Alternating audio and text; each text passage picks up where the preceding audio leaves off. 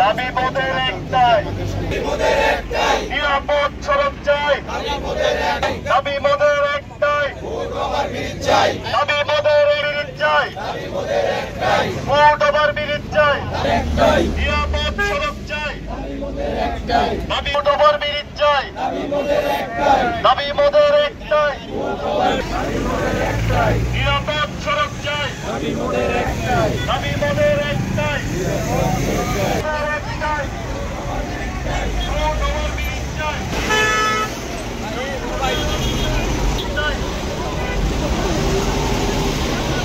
সবাই উপরে ধরে আমরা একটু উপরে ধরে সবাই বেস্টের গুলো সবাই উপরে ধরি।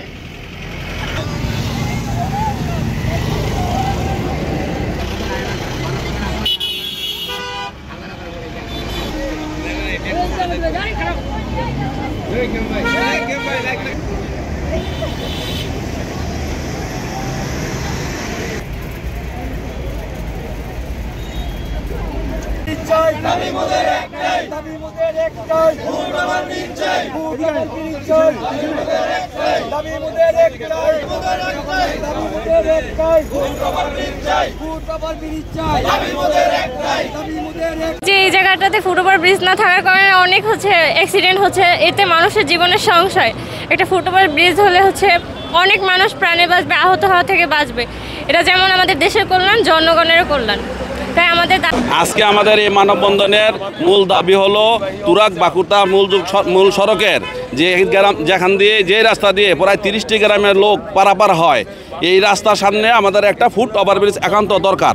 জনগণ পারাপার হইতে পারতেছে না, এই জন্য খুব অত্যন্ত দ্রুত একটা ফুট ওভারব্রিজের দরকার। এই জন্য করতেছে, যার দাবিতে আমাদের আজকের এই মানববন্ধন। এমন আমাদের পাশে, ডান পাশে, বাম পাশে সব দিকে ময়লা ফেলাইতেছে ঢাকা সিটি কর্পোরেশনের। এই ময়লা যেন আর না ফেলানো হয়।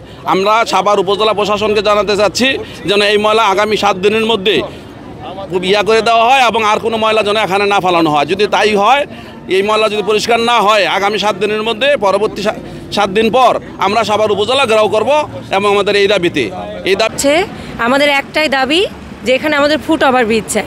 এই ভাকুরতা ইউনিয়নে অনেকগুলা গ্রাম নিয়ে গঠিত, এখানকার সব মানুষের একটাই রাস্তা। এই অনেক ছাত্রছাত্রী এখান থেকে সাভারে, আমিনবাজারে যায়, তাদের জন্য জীবনের অনেক রিস্ক হয়ে যায় রাস্তাটা পারাপারের জন্য। তাই আমাদের একটাই দাবি যে এখানে ফুট ওভারব্রিজ চাই।